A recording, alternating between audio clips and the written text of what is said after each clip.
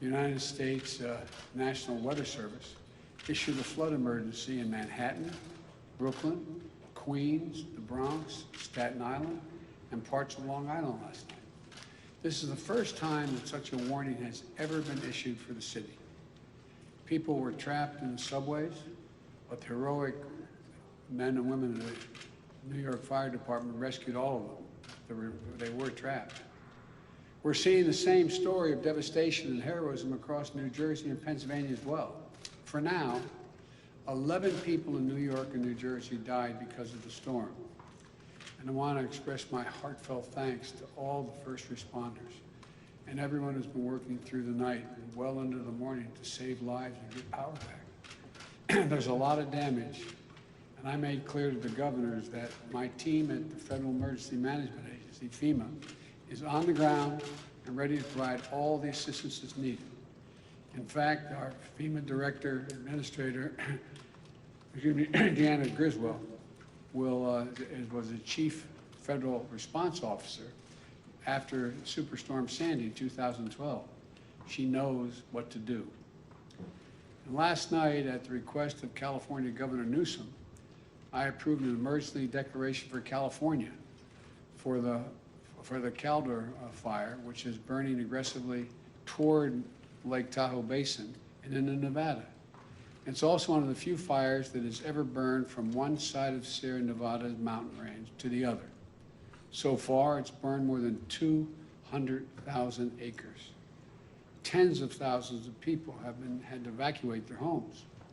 The fire is threatening close to 35,000 structures, and more than 4,400 firefighters from the state and my federal team are working to contain and suppress this raging wildfire. The Department of Defense has trained and is deploying additional firefighters to support our ongoing firefighting efforts in California. This disaster declaration will help with evacuation, including sheltering and feeding for those who have been displaced. I want you to know, I've seen these firefighters up close. Their courage is astounding. And they're some of the bravest people I've ever known. And I've known a lot of them. My heart goes out to them. My thanks is an abundant thanks for what they do. Now I want to provide an update on our efforts to help millions of Americans down south recover and rebuild from Hurricane Ida. We've been monitoring this hurricane closely and the devastation it's caused. To date, 6 deaths. About 1 million homes without power in Louisiana and Mississippi. While the catastrophic flooding wasn't as severe as it was during Hurricane Katrina 16 years ago, Ida was so powerful that it caused the Mississippi River literally to change direction, change the flow temporarily. The good news is that as a result of significant multi-billion-dollar federal investment in the levee system around Metro New Orleans, it held.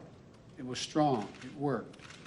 But too many people in too many areas are still unprotected and saw a storm surge and flooding that was devastating. We've seen the reports of winds up to 170 miles per hour. It's not been confirmed yet by FEMA, but 170 miles an hour, causing unimaginable damage with debris and down power lines, making roads impassable, and slowing response efforts to save folks and property. You know, the people continue to shelter in place. Tomorrow, I'll be traveling to Louisiana to meet with Governor John Bell Edwards, as well as the parish presidents and mayors and the local officials representing the affected areas. Governor Edwards encouraged me to come and assured me that my visit will not disrupt recovery efforts on the ground. That's what I wanted to be sure of. My message to everyone affected is we're all in this together. The nation is here to help.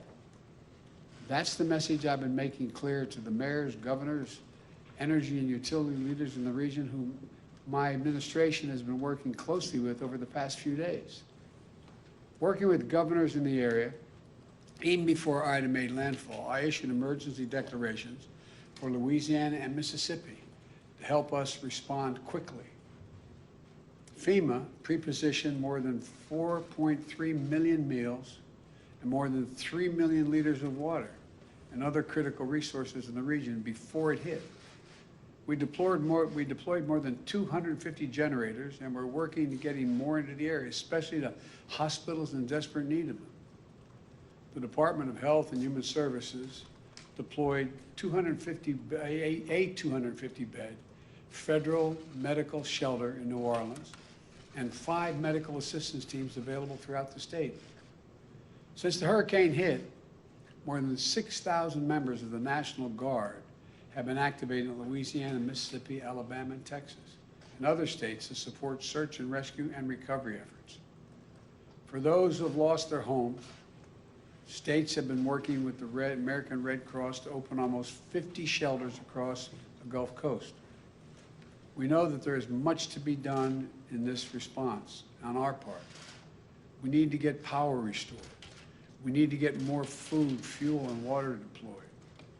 I get hourly updates on the progress from FEMA well into the night, and we'll be working around the clock until the critical needs of the region are fully met, and we will meet them. Even as we tackle the core elements of the disaster response, we're also deploying new tools to help speed this recovery, things that have not been used very much in prior hurricane responses. Working with private companies that own and operate the lifeline infrastructure, like electricity and communications. We've used the latest technology to accelerate restoration of power and cell phone service. It's beginning to get back up, but there's a long way to go. For example, to minimize the amount of time it will take to get the power back to everyone, I've directed the Federal Aviation Commission, the FAA, to authorize the use of surveillance drones to assess Ida's damage to energy infrastructure, while ensuring those flights do not disrupt aerial search and rescue missions. Likewise, I've asked the Pentagon, the Department of Homeland Security, and the Department of Energy to immediately make available any satellite imagery they can help provide in assessing the extent of the damage. Drones and satellites can make the work faster by getting to the places that are most desperately in need. They can identify where the lines are down, map the damage, help get the transmission lines back up and running in all the parishes. But people, hard-working people, do the complicated and dangerous work. There are more than 25,000 linemen and clearance crews from 32 states in the District of Columbia racing to restore power. In Alabama, 2 have died on the job. This is complicated and really dangerous work, but we're moving as fast as humanly possible to get it done. It's important to know that the region hit by Ida is the key center of our nation's oil production and refining infrastructure. That's why we're not waiting to assess the full impact of the storm is going to have on oil production and refineries. We're moving already, quickly, to increase the availability of gas and easing the pressure on gas prices around the country. I've directed the Secretary of Energy, Jennifer Granholm, to use all of the tools at her disposal, including using the Strategic Petroleum Reserve to keep gas flowing to the pumps.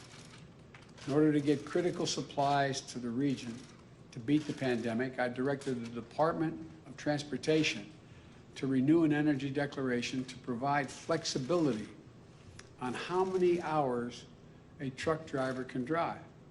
Most people don't know there's a limitation on the number of hours you can be on the road. The Transportation Department is broadening that emergency declaration to include transportation of gasoline and other types of fuel as well, in addition to medical supplies and food. In addition, the Environmental Protection Agency has approved emergency waivers for Louisiana and Mississippi that will expand the supply of gasoline that can be sold in those states and increase availability at such a critical time. These actions should help reduce the risk of gas shortages and price increases as a result of the hurricane.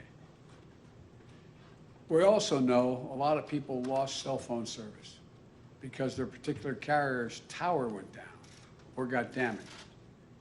A few days ago, I asked the Federal Communications Commission, the FCC, and my White House team to work with the cell phone companies to allow customers to use roaming services. So that means that folks in the area should be able to get a signal no matter what carrier they're in. If their one carrier's down, they can roam and use another carrier they're not part of, they're not signed up with.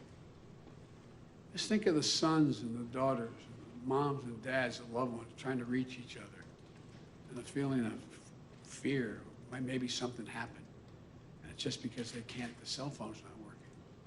Think of the millions of people reaching out for help. This is important and it's critical.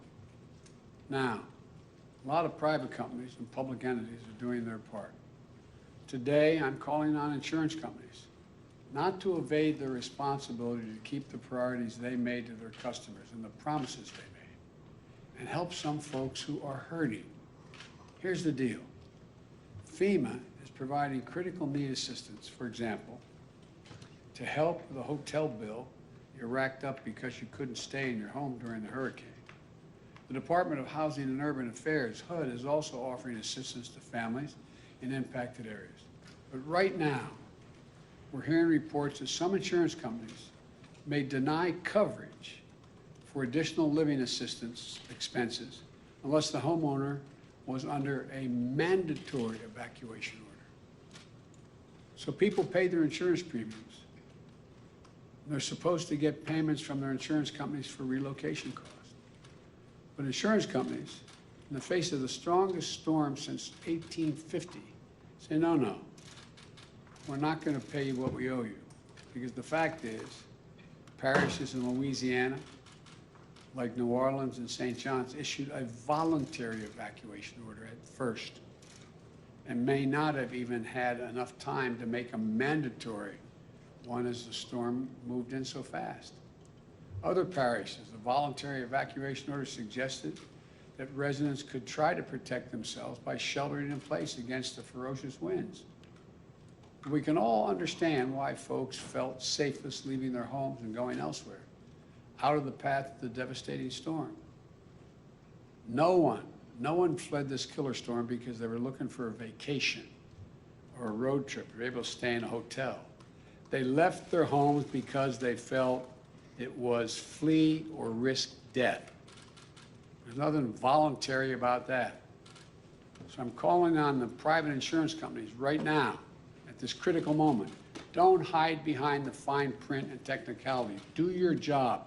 Keep your commitments to your communities that you insure.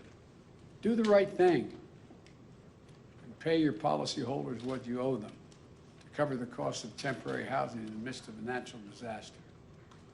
Help those in need. That's what all of us need to do. That's what we're trying to do. FEMA has pushed out $77 million to the people of Louisiana so far, individuals. My message to the people of the Gulf Coast, who I'm going to visit tomorrow, we are here for you.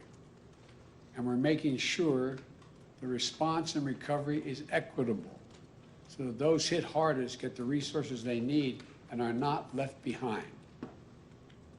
Whether you're a homeowner, a renter, a parent, a small business owner, no matter who you are, if you live in the affected area, please visit disasterassistance.gov. Go online and visit disasterassistance.gov to find help now.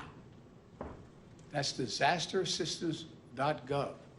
Or call 1-800-621-FEMA, F-E-M-A, 1-800-621-FEMA, F-E-M-A. That's 1-800-621-3362. There's help you can qualify for right away. I've tasked my senior advisor, Cedric Richmond, New Orleans neighbor and former congressman from Louisiana's 2nd District for 10 years, to lead this relief effort.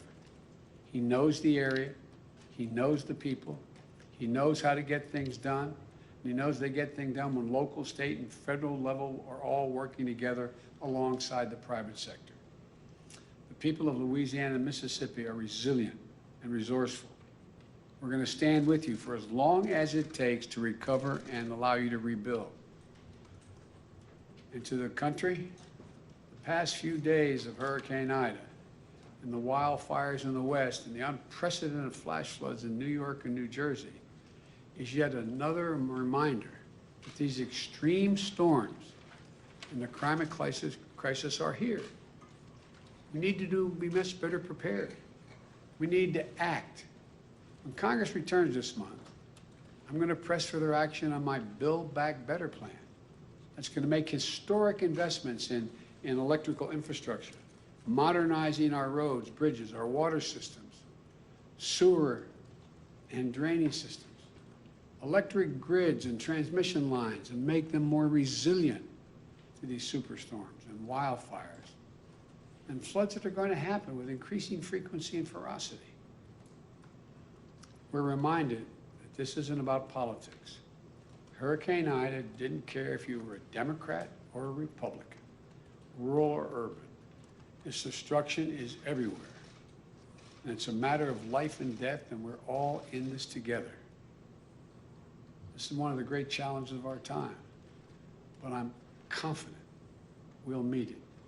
We're the United States of America, and there's simply nothing, you've heard me say it before, nothing beyond our capacity when we work together. So for all those who are still in harm's way, or all those struggling to deal with the aftermath of these storms and fires, say, God bless you. Keep the faith. Everyone working day and night to look out for their fellow Americans is what this is about. We're going to get this done. Thank you. Mr. President, you called for a whole of government in Texas, sir?